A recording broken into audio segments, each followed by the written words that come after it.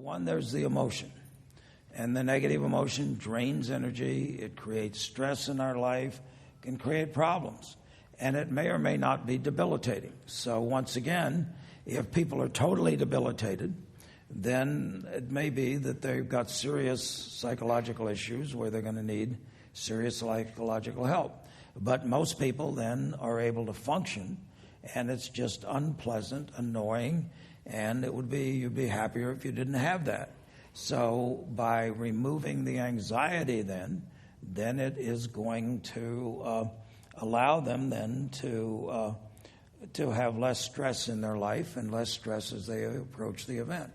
Second is usually they're envisioning things not working out, like the lady I talked about that envisioned every time she went to the grocery store that she would end up having a panic attack and making a fool of herself. And that, understandably, we wouldn't want to go to a grocery store under those circumstances. So it becomes a self-fulfilling prophecy. So if you're making negative images of what's going to happen, then you need to be aware of that. And the problem is it can become a self-fulfilling prophecy, and you can actually create and generate that because you're creating your future by imagining that the worst is going to happen.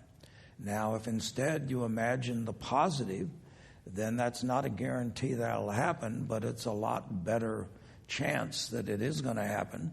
And so the question is then, two things are happening. One, you've got emotions that are creating challenges, and second is you're generating a possible negative future that you don't have to do by dwelling on it instead of substituting a positive picture of the way you want things to work out.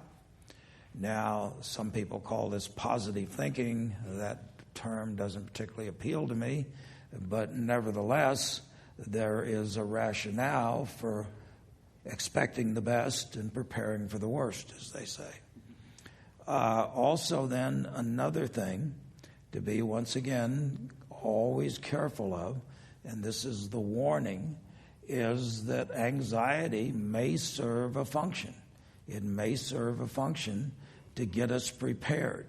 It may serve a function to get us prepared. So always ask, what is the function? What is the function that the negative emotion serves?